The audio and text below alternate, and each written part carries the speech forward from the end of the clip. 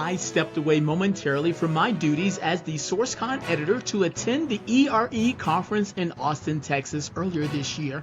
And in addition to learning so much about the talent industry, I had the opportunity to chat with luminaries in the space. See for yourself as I report live from ERE.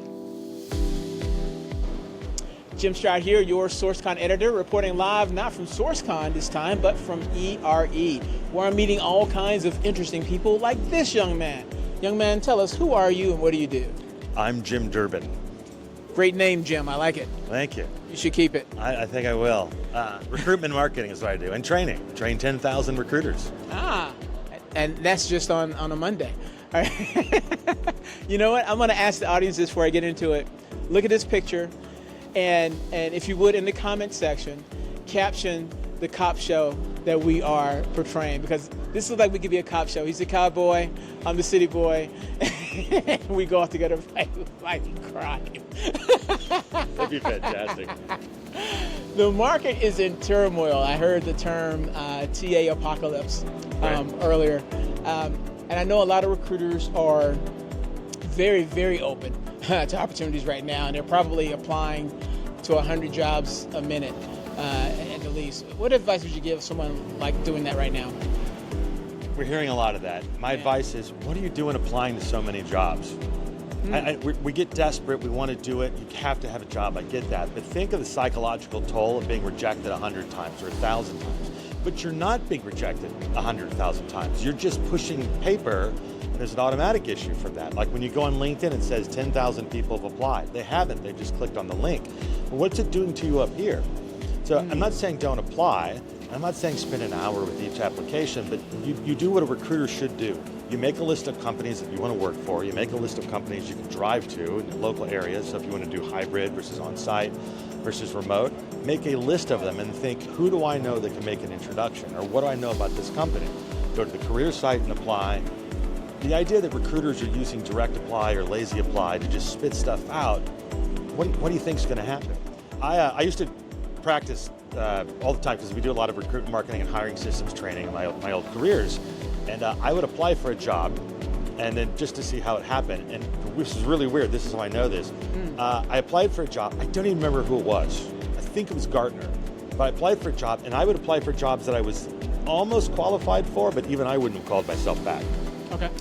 But it's 4, 5, 6 months later, I got a rejection notice, and I was shocked to find out that it hurt.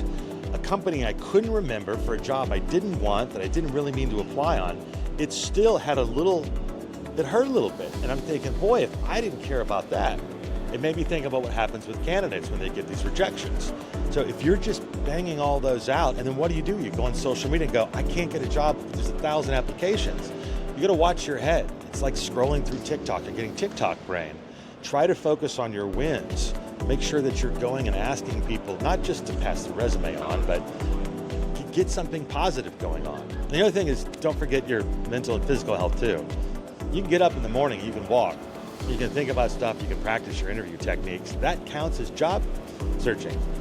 Clicking like this, day in and day out, that's just a dopamine rush. Be careful of that. Wow, very, very sound advice. What do you think too that people should maybe create content to get further exposure? And being guests on podcasts, creating videos, get The more hard seen? part there is always what happens after the fact. So it's not a bad idea, but it's not about getting the content. It's about remembering what you were good at. It's about actually creating the thing. So if you're going to talk about an interview, if you want a job, it might be easy to get on a podcast or just create something and throw it up on LinkedIn to get exposure, but you guys aren't marketers. The real question is what did you do for your job? Try to sit down. One of the questions I love to ask is, what did you do last Tuesday? Because what happens when you ask that question is you can start asking them, you can see who's organized and is paying attention, and then you can ask the impact of what they did. And so if you can just think, pick a day that you were working, what did you do the whole day? Go through, what could I have done better? How do you be conscientious? This will make you better in your interviews, and it gives you something interesting to tell a manager or somebody else. I need a job is not very compelling. It tugs at your heartstrings, but they can't do much. I'm doing this, this, and this. Do you know someone who might be interested? Now you're interesting and fascinating and you're alive, and you know what, maybe I will take that extra step. And then the funny thing is, if you ask that question of enough people, I could not believe this is the response. It happens all the time. You get bad workers, because they're bad workers out there. Sure. They all say the same thing. Well, Tuesday was kind of a weird day. They all say it. Because they want to tell you about that one day in the last 3 months where they did work. I couldn't believe that this was showing up because I didn't anticipate that. Well, it's kind of an odd time for us last Tuesday. It's the funniest thing. But it's the fun of asking questions in interviews. Interesting, good advice, because I've always said during the times when I was looking for work is that finding work is a job in itself. Looking for a job is a job in itself. Full-time job, 8 hours. It is. Doesn't mean clicking the whole time, but doing your finances, working out, planning things, asking referrals, going to groups. There's a lot of things you can be doing which keep you alive and interested and motivated. Because the longer you wait, the more... There's an old thing that there's two people that never have time for me. Unemployed people and retired people. They never have time because they're not used to that schedule. And that's actually a terrifying thing, because if you wait too long, if you're not filling your time with good things, not with Netflix, not with sleeping until 9, and if you're not doing that, it comes across in the interview and in your referrals to your friends. Interesting. If someone wanted to get in contact with you for more advice or just to get involved in the things you're working with, how can they find you online? LinkedIn's probably the best, or just search Indeed Whisper, it'll be there somewhere. Okay. Thanks so much for your time, sir. Appreciate you. Thank you, Jim. It's good to see you. Gut.